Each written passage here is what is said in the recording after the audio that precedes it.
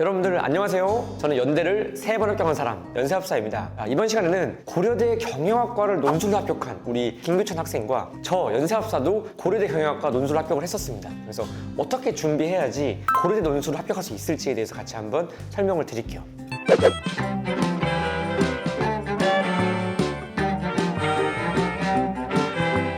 고대 경영 논술 합격할 때 가장 중요한 포인트가 뭐였다고 생각하시나요?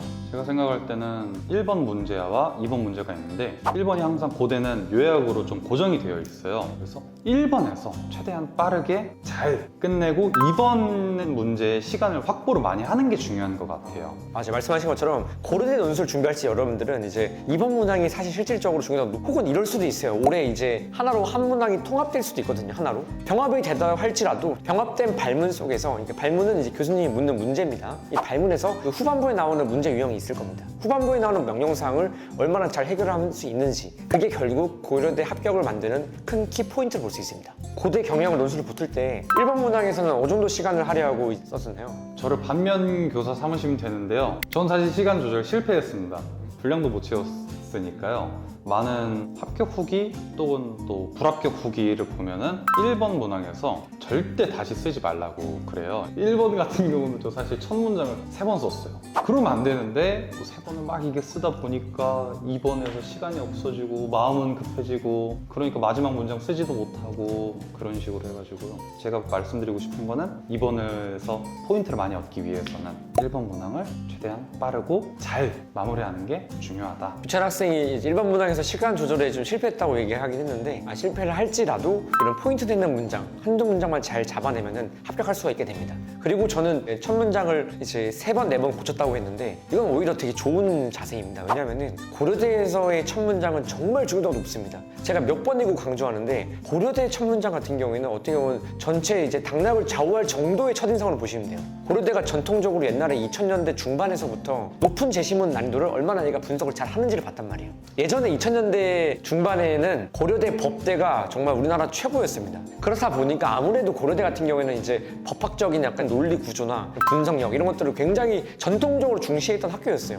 근데 이제 그 전통이 지금 15년, 20년 흘러가면서 요약에서의 이 첫 문장에서 이 친구가 얼마나 심도 있는 분석하는지로 좀 바뀌었다고 볼 수 있는데요. 내가 진짜 만약에 좀 분량이 좀 부족하게 될지라도 첫 문장만큼은 포기하시면 안 되거든요. 그래서 여러분들이 고려대를 합격하기 위해서는 반드시 이 첫 문장에서 확실하게 방향을 잡아주는 연습을 하는 것이 좋습니다. 그리고 이 고려대 첫 문장 만드실 때 반드시 이 제시문에서 이 중심 키워드가 있습니다. 이 중심 키워드를 찾아내는데 많은 시간을 투자하시고요. 이 중심 키워드에 대한 제시문 작성한 필자의 입장이 있을 거예요. 고대 논술 준비하시는 친구들은 이 필자의 입장을 잘 추적해서 그걸 수로보에 잘 써주시면 좋습니다. 두 번째로는 이제 논술 출제 경향성에 대해서 고려대 학교가 어떤지를 보면 좋을 것 같은데요. 문제를 받아보셨을 때 고대 논술은 어땠었어요? 특히 저는 사회 문제가 분명히 나올 것이다 라고 생각을 해서 사회 논술을 준비했기 때문에 일단 받자마자 표 먼저 확인하고 발문 확인하고 선생님께 배운 대로 제가 수업 시간에 왜 먼저 표부터 보라고 했었나요?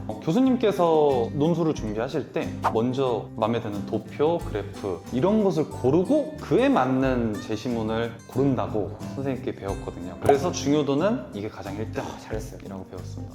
제시문을 확인했을 때 파리의 기후협약 이런 문제도 있었고요. 선생님께서 항상 중요시 하시는 게 고려대학교나 연세대학교처럼 논술이 조금 난이도가 있는 경우에는 그거를 평가자의 눈에서 조망할 수 있는 관점을 가져야 한다라고 선생님께 배웠거든요. 그렇기 때문에 찬성 입장도 쓰고 반대 입장도 쓰고 여기서 더 힘을 주고 싶은 부분을 한 번 더 쓰고 이런 식으로 배웠거든요. 파리의 기후협약 문제에 대해서 할 때 제가 무슨 내용을 썼냐면은 기후협약 좋죠. 탄소 배출 줄여서 후손들을 위하는 거 좋죠. 근데 이렇게만 쓰면은 떨어집니다. 다 그렇게 써요. 여기서 무슨 차별점을 여러분이 가져가야 하냐면은 그렇다고 할지라도 현 세대에게만 책임을 지우는 것은 너무 과한 짐을 지운다. 우리 세대에게. 그렇다면 우리 세대에게는 무슨 권리가 남아있냐? 이런 문장도 제가 쓰긴 했거든요. 차별화된 포인트입니다. 일반적인 학생들이 사고하는 방식을 한 번 더 꼬아서 하는 방식인데 제가 항상 이제 수업 시간에 강조하는 게 여러분들이 그냥 일반적인 학생들이 평범한 식으로 글을 쓰면 안 돼요. 그렇죠? 뭔가 어떻게 해야 차별할 수 있는 게 중요한데 특히 연고대 같은 경우에는 논술의 끝판왕이지 않습니까?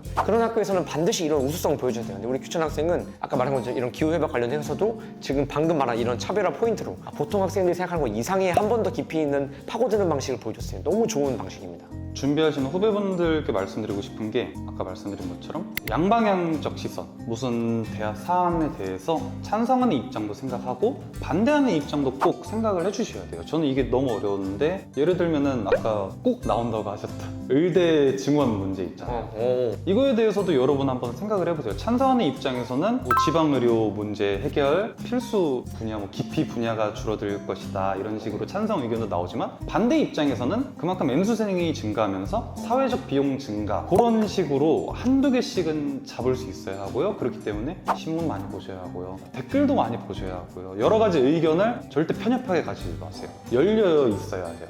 저도 이런 게 조금 나올 수 있게 연습을 많이 했거든요. 고려대 논술 준비하시는 분들은 신문 반드시 보셔야 되는 게 고려대 교수님들도 그렇고 사회 갈등, 뭐 역차별, 빈부 격차, 경제 격차 여러 가지 그런 이제 갈등 요소들에 대해서 고려대학교는 관심 가는 거 많기 때문에 여러분들이 꼭 기억해 주시면 좋아요. 그리고 우리 규찬 학생이 말씀하신 것처럼 양방향적 접근이라고 제가 얘기를 하는데 어떤 현상이 있을 때 내가 긍정과 부정 두 포인트 모두 볼 수 있는 이런 다면적 시각이 굉장히 중요합니다. 고려대는 이런 것들만 잘 해주셔서 여러분들이 충분히 좋은 포인트를 받을 수가 있다는 거죠. 여러분들께서 지금 고려대 같은 경우에는 다시 새로 대입 논술에서 부활하지 않았습니까? 두려워하실 필요가 없는 게 어차피 고려대 같은 경우에는 이제 대입은 없었지만 편입 논술은 계속 있었거든요. 그러니까 결국 이 편입 논술 경향성과 동시에 기존 고려대학교 대입 논술 2017년도 이전까지의 경향성을 같이 보시면 여러분들이 고대가 뭘 좋아하는지 알 수가 있습니다. 우리 규찬 학생이 얘기했던 것처럼 이런 이제 이슈들에 대한 관심 그리고 양방향적 접근 이런 것들을 많이 보시면 좋을 것 같아요. 그래서 저 연세학사 채널에서 구독을 안 하고 영상을 보시는 분이 좀 많이 계시더라고요. 그래서 좀 말 나온 김에 좀 구독해 주시면은 제가 올해 나올 만한 문제들, 이슈들, 사회 현상들 같은 것들을 좀 정리해가지고 올려드릴 테니까 또 좋은 정보들을 좀 공유할 수 있게 해드릴게요.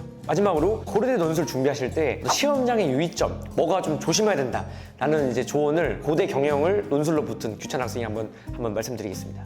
고려대학교 같은 경우는 논술 시험이 좌석이 정해져 있어요. 정해져 있기 때문에 굳이 먼저 가실 필요는 없고요. 연세대학교 같은 경우는 자율이었어요. 그렇기 때문에 먼저 가서 좀 편한 자리, 시계 앞자리 앉으셨으면 좋겠고 한 가지 되게 중요한 게 고려대학교 같은 경우는 아날로그 시계도 가져가지 못해요. 스마트워치도 물론이고 아날로그도 못 가져가기 때문에 자리에서 시계가 잘 보이는지 확인을 꼭 하셔야 되고 잘 안 보이면은 감독관 선생님께 시계 좀 올려주세요 부탁을 하거나 선생님의 스킬 중에 또 15분 글쓰기가 있는데 그거를 연습을 미리미리 하셔서 이 정도면 시간 어느 정도 지났겠다 시계 확인하고 연습하면은 그게 된단 말이에요. 겨울에 보거든요. 저 같은 경우는 그래서 옷을 3겹을 입고 갔어요. 그 시험장의 온도가 어떨지 모르니까 너무 추울 수도 있고 더울 수도 있고 하니까 얇은 옷을 뒤에 입고 패딩을 이렇게 입고 가가지고 했습니다. 참고로 전 좀 더웠습니다. 고대랑 연대 똑같이 입고 갔어요. 얇게 입고 가시고 시계 되는지 안 되는지 확인하시고.